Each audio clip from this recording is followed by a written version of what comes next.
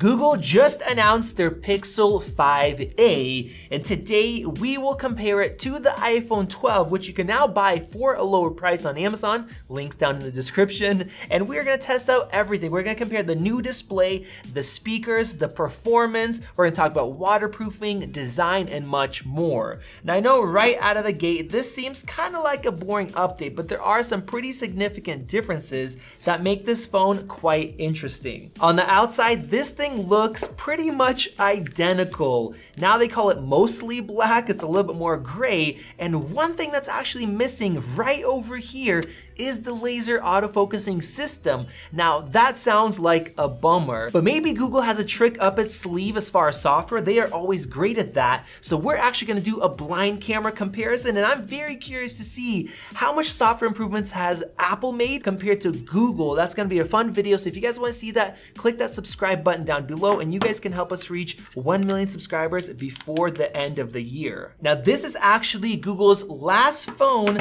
that is going to include a wall charger. This is an 18-watt fast charger to juice this thing up, so that is great to have that in the box. Now, as far as the actual phone itself, the screen did get larger. We'll be testing out the brightness here in a sec. And so overall, it is a little bit larger than the iPhone 12. That one has a 6.1-inch display compared to 6.3, but because the aspect ratio is a little bit different, and because of the bezels, the width is exactly the same. It's just a little bit taller. Build quality wise, the iPhone definitely takes the win. You have aluminum on the sides and then glass on the front and the back with wireless charging, compared to metal that is covered with this rubber texture, which doesn't feel too cheap, but it doesn't feel nice. And then unfortunately, the Pixel 5a still doesn't have wireless charging. That is a big bummer for me. The 5a is heavier at 183 grams compared to 164.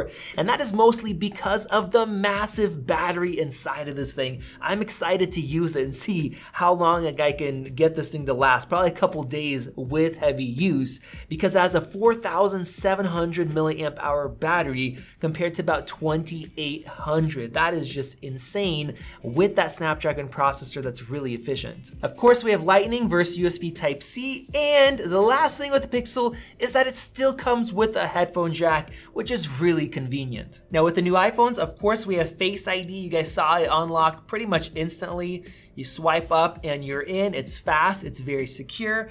But with the less expensive Pixel, we do have their Pixel imprint is what they call it, fingerprint unlock sensor right there on the back. So it's also nice and convenient and also secure. Now the Pixel's OLED display looks to be much larger, even though it's not that much bigger by the specs, maybe because of that notch on the iPhone. So we are gonna put this OLED to the test against Apple's, which is fantastic. But first, I wanna go ahead and do a speaker test to see how they compare. So go ahead and take a listen.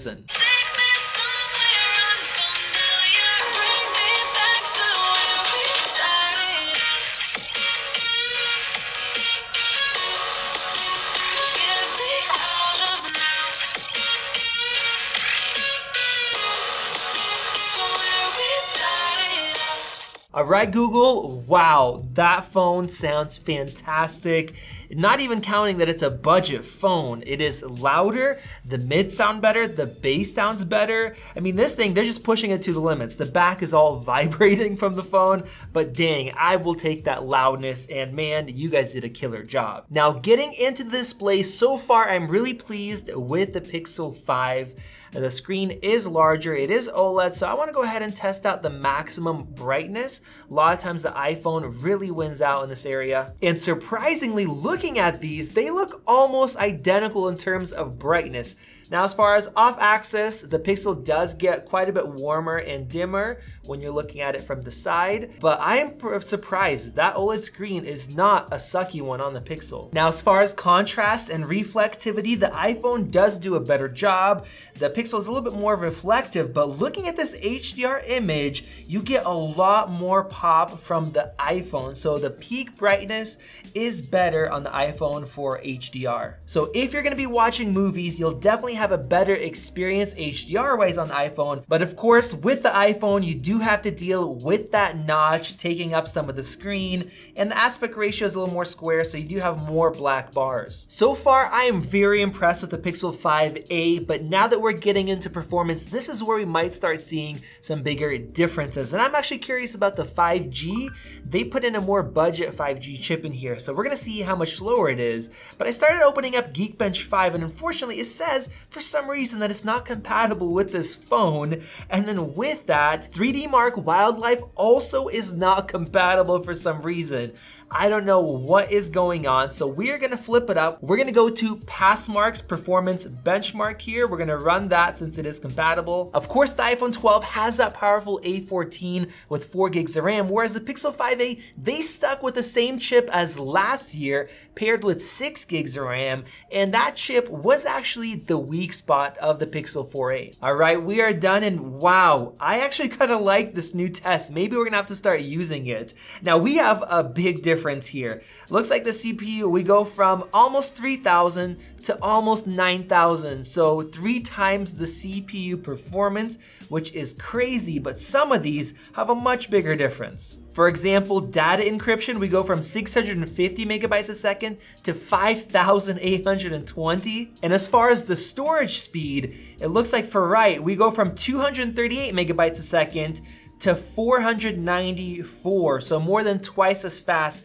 as far as the storage. That's something that people don't usually talk about. And for read, we go from about 600 to 767. Now, I also want to do a gaming test, so let's go ahead and open up Basemark since it is compatible with both. We'll run the official medium test. That way, it's cross-compatible with the same resolution. And look at that, guys. I mean, with the A14, we're playing perfectly smoothly. Here it's taking way longer, and just look at that glitchiness. It is just not keeping up. And take a look at that score difference. 3,337 compared to 17,000, and we have an FPS difference the average of 33 FPS compared to 171. That is a massive difference in performance. And just because the Pixel 5a has the same chip as the 4a 5G, in Geekbench 5, the graphics score goes from about 1,000 to 9,000 with the iPhone 12. And then as far as the CPU, the single core score is 575 compared to almost 1,600 with the iPhone 12. And the multi-core score goes from 1,500 up to 4,000, which is insane. So we definitely know that the 5a, even though it's a great budget phone, do not buy it for performance if you want to game or do things that take a lot of CPU power. Now, the last performance test that I want to do is the 5G test. This new Pixel, it no longer supports a millimeter wave, which is fine, but I want to see just how good that 5G is, because a lot of times they can go and cheap out, have poor antennas, and it could be really slow. So let's pop in this sim. It looks like the Pixel actually has better reception, at least what it's showing. We are on the T-Mobile network using ultra low band 5G. Let's go ahead and get started here. We are connecting to the same server here, and look at that speed difference. We're looking at 200 compared to about 50 for our download speed. That is a massive difference. Now, yes, I'm running both of them at the same time, but usually there's hundreds or thousands of phones connected to each tower. As far as upload speed, not that big of a difference. In fact, the Pixel is beating out the iPhone. We're looking at about 33 upload compared to 20. Now, of course, that changes depending on where you go. You will get faster speeds on the iPhone in different areas. It's been lots of upgrades, but it looks like, yes, the iPhone does have the flagship better modem than the Pixel. And now for the cameras. We have 12 megapixel shooters on the front and the rear, and we have ultra wides, 12 on the iPhone, 16 on the Pixel 5a. Now, as I mentioned at the start, they got rid of that laser autofocusing system, but of course, since the 4a came out, it's been about a year. We've had software updates, so I'm really curious to see how these will compare. We're gonna do another blind camera comparison, so if you guys wanna see that, those are always a ton of fun. Click that circle above to subscribe and to help us reach our goal of 1 million subscribers. Check out one of those great videos over there. And overall, the Pixel, it's a great deal. It's just a shame they still stuck with that same chip. Thanks for watching. This has been Max, and I'll see you in the next video.